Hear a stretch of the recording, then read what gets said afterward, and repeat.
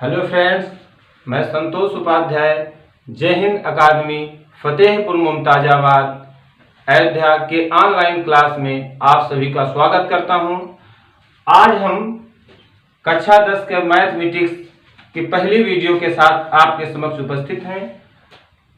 सबसे पहले आपको वास्तविक संख्याएं जो प्रश्नावली 1 है, जो प्रश्नावली 1.1 का पहला क्वेश्चन आपके समक्ष प्रस्तुत कर रहे हैं, जिसमें निम्नलिखित संख्याओं का एचसीएफ ज्ञात करने के लिए यूक्लिड विभाजन एल्गोरिथ्म का प्रयोग कीजिए, जिसमें ए 135 और 225, बी 196 और 38 बाई 0 और सी है 867 और 255, जिसका पहला भाग है 135 और 225, जिसे हमें यूक्लिड विभाजन प्रमेयिका से इसका एचसीएफ ज्ञात करना है। यूक्लिड विभाजन प्रमेयिका का सूत्र होता है a बराबर बी क्यूब प्लस आर, जिसमें a होता है भाज्य, b होता है भाजक, q होता है भागफल और r शेषफल। जिस संख्या में भाग किया जाता है उसे भाज्य, जिस संख्या से भाग करते हैं उसे भाजक, और भाजक जितना बार भाज्य में विभाजित होता है उसे भागफल, और जो अंत में बचता है उसे शेषफल। मासा ज्ञात करने की जो भाग विधि है, इसके विषय में आप जूनियर कक्षाओं में पढ़ चुके हैं। जैसे 135 और 225 का अगर मासा हमें ज्ञात करना है तो भाग विधि से हम ज्ञात करते थे, 100 छोटी संख्या से बड़ी संख्या में भाग करते थे, अर्थात 135 से भाग करिए 225 में। जब भाग करेंगे तो 135 का एक बार जाएगा, 135 से कम 135, घटाएंगे कितना आएगा, 5 में से 5 गए 0 और 22 में से 13 घटाएंगे 9, आपका 90 बचा। अब ये शेषफल आ गया। अब 90 से फिर जिसमें भाज्य जो होता है, भाजक से जो इससे भाग किए हो, ये जो है आपका भाजक जो है भाज्य बन जाता है 135। जब नहीं करा शेषफल से फिर इसमें भाग करेंगे 135, 90 से इसमें ले जाएंगे, 90 एकन्नम एक बार गया 90, घटाएंगे 135 में से आएगा 45। जब तक शेषफल शून्य ना आ जाए तब तक यह क्रिया करते हैं, और जिस भाजक से शेषफल शून्य होता है वही भाजक इन दोनों संख्याओं का मासा होता है। अब 45 से किस में भाग करेंगे, 90 में, 45 दूना 90, आपका शेषफल कितना आ गया 0, शेषफल शून्य प्राप्त हुआ। अर्थात 135 और 225 का मासा क्या हो गया, जिस भाजक से जिस संख्या से पूरी तरह संख्या विभाजित हुई है, कट जाती है, शेषफल शून्य आ जाता है, वही मासा होता है, अर्थात 45 इसका मासा हो गया। अब यही क्रिया हम यूक्लिड विभाजन प्रमेयिका से करेंगे। a बराबर बी क्यूब प्लस आर, जो छोटी संख्या होती है उसे b मानते हैं, जो बड़ी संख्या, इन दोनों में जो बड़ी संख्या होती है उसे a, जो छोटी है उसे b। बड़ी संख्या क्या है 225, a बराबर कितना मान लेते हैं 225, b बराबर छोटी संख्या अर्थात 135। अब इस प्रमेयिका में रखिए मान a की जगह क्या हो गया आपका 225, यहाँ a के स्थान पे हो गया 225, बराबर है, यहाँ बराबर लगाइए, b की जगह कितना है 135, तो b के स्थान पर यहाँ 135, 135 से 225 में भाग किए थे तो भागफल कितना आया था 1, तो ये q होता है आपका भागफल, तो q के स्थान पर क्या हो गया आपका 1 प्लस r का मतलब क्या होता है शेषफल। तो 135 से 225 में भाग करने पर शेषफल कितना प्राप्त हुआ था 90, r बराबर आ गया हमारा 90, स्थान पर रख लिए। जब तक r का मान शून्य ना हो जाए तब तक यह क्रिया करते रहते हैं। शेषफल r इज नॉट इक्वल 0, अर्थात शेषफल शून्य प्राप्त नहीं हुआ है, इसलिए 135 और 90 को लेकर पुनः यह क्रिया यूक्लिड विभाजन प्रमेयिका a बराबर बी क्यूब प्लस आर से फिर से यह क्रिया दोहराते हैं। ये आपका प्रथम चरण हो गया, ये आपका द्वितीय चरण में कर रहे हैं। अब इन दोनों में जो बड़ी संख्या है 135 a हो गई, जो छोटी संख्या है 90 ये b हो गई।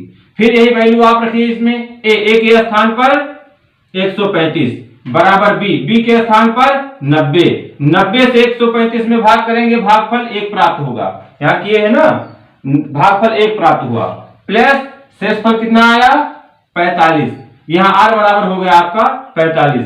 शेषफल r इज नॉट इक्वल 0, अब भी r का मान शून्य नहीं प्राप्त हुआ है। यह क्रिया तीसरे चरण में हम करते हैं। तीसरे चरण में r इज नॉट इक्वल 0, इसलिए 90 तथा 45 को लेंगे, 90 और 45 को लेकर फिर से यह क्रिया करेंगे यूक्लिड विभाजन प्रमेय का a बराबर बी क्यू प्लस आर से। इन दोनों में जो छोटी संख्या है वो b हो गई, b बराबर कितना आ गया 45, और जो बड़ी संख्या है a बराबर 90। फिर से यह क्रिया करिए, a के स्थान पर आपका हो गया 90 बराबर b का मान है आपका 45, 45 से जब 90 में भाग करेंगे तो भागफल आएगा 2, 45 दूना 90, यहाँ भागफल के स्थान पर 2 प्राप्त हुआ, प्लस 45 दूना 90 पूरी तरह से कट गई, शेषफल कितना आ गया 0। अब यहाँ r इक्वल कितना आ गया 0। अतः तीसरे चरण में r इक्वल 0, अतः तीसरे चरण में शेषफल 0 प्राप्त हुआ। जब शेषफल 0 प्राप्त हो गया तो जिस संख्या से भाग करने पर पूरी तरह से संख्या विभाजित हुई है, जिस भाजक से भाग करने पर भाज्य में पूरी तरह से विभाजित है संख्या, वही इसका महत्तम समापवर्तक होगा। अर्थात 135 और 225 का एचसीएफ मासा 45 प्राप्त हुआ। यह आपका आंसर हो गया 45।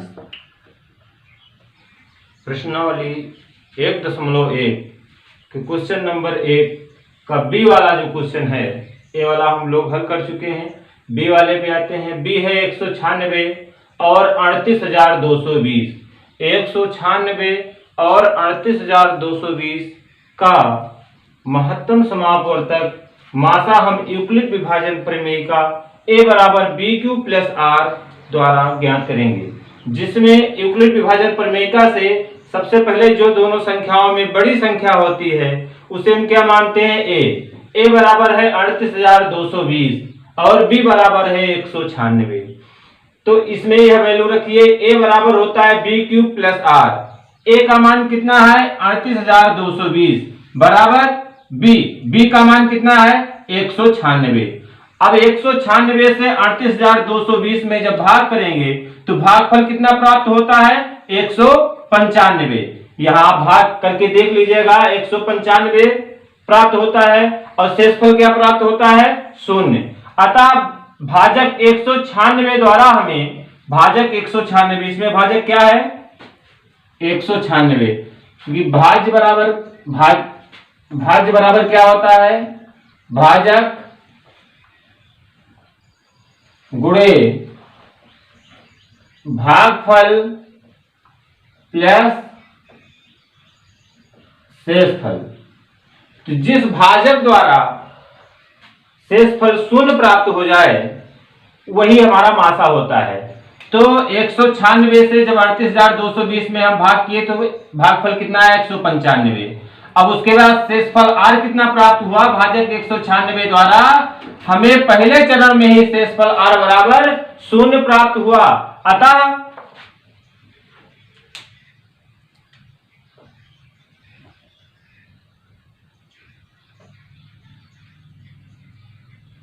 एक 196 और 38,220 का एचसीएफ मासा कितना आ गया 196 होगा। यह हमारा आंसर है। क्वेश्चन नंबर 1 का सी 867 और 255, इसका हमें एचसीएफ ज्ञात करना है यूक्लिड विभाजन प्रमेय का a बराबर बी क्यू प्लस आर से, जिसमें इन दोनों में जो बड़ी संख्या है वो a और जो छोटी संख्या है उसे b। यूक्लिड विभाजन प्रमेय का a बराबर b q plus r, a बराबर कितना है 867 और b बराबर 255। यह बड़ी संख्या है, यह आपका a हो गया, और जो छोटी संख्या है वो आपका b हो गया। तो a बराबर क्या होता है प्रमेय का a बराबर बी क्यू प्लस आर। ए के स्थान पे हमारा हो गया 867, बराबर था, बराबर लगाए। बी के स्थान पर क्या हो गया 255, गुणे 255 से 867 में जब भाग करेंगे तो भागफल कितना प्राप्त हुआ 3, और प्लस शेषफल कितना प्राप्त हुआ 102। तो पहले चरण में हमें शेषफल शून्य प्राप्त नहीं हुआ। यह क्रिया हम दोबारा करेंगे। अब जो भाजक था वो आपका हो जाएगा भाज्य, और जो शेषफल हो है वो आपका हो जाएगा भाजक। अर्थात शेषफल 102 इज नॉट इक्वल 0, इसलिए 255 और 102 को लेकर इन दोनों में जो बड़ी संख्या है उसे ए, बड़ी संख्या 255, ए बराबर हो गया 255 और बी बराबर हो गया 102। फिर से इस प्रमेयिका में इसको रखिए, ए के स्थान पर 255 बराबर बी के स्थान पर 102, 102 से 255 में भाग करेंगे, भागफल आएगा 2 बार जाएगा, तो प्लस शेषफल कितना बचता है 51, तो आर के स्थान पर 51 हो गया। शेषफल 51 इज नॉट इक्वल 0, अर्थात अभी शेषफल शून्य नहीं हुआ है। जब तक शेषफल शून्य ना प्राप्त हो तब तक यह अगले चरण में करते रहते हैं। तो पहला चरण ये हो गया आपको जिसमें शेषफल 102 आया था, और दूसरे चरण में जब वही क्रिया हमने किया तो शेषफल हमारा कितना प्राप्त हुआ 51, अभी भी शून्य नहीं हुआ। यह क्रिया हम तीसरी बार करेंगे। अब ये ए बराबर क्या हो जाएगा इन दोनों को लेकर, शेषफल 51 नॉट इक्वल 0, इसलिए 102 और 51 को लेकर इन दोनों में जो बड़ी संख्या है ए बराबर हो गया 102 और बी बराबर हो गया 51। प्रमेयिका में फिर से क्रिया रखेंगे तीसरे चरण में, ए के स्थान पर क्या हो गया आपका 102 बराबर बी का मान है 51, 51 का 102 में भाग करेंगे, भागफल 2, 51 दूना 102, तो यहां भागफल हो गया क्यू के स्थान पर 2, प्लस 51 से जब 102 में भाग करेंगे तो शेषफल कितना प्राप्त होता है 0, आर इक्वल 0, अर्थात तीसरे चरण में शेषफल आर बराबर 0। अतः भाजक 51 द्वारा, भाजक क्या था 51, भाजक 51 द्वारा तीसरे चरण में, पहला चरण, दूसरा चरण और तीसरा चरण, तीसरे चरण में शेषफल क्या प्राप्त हुआ 0 प्राप्त हुआ। अतः 867 और 255 का यह CF अर्थात महत्तम समापवर्तक 51 प्राप्त हुआ। यह आपका आंसर हो गया।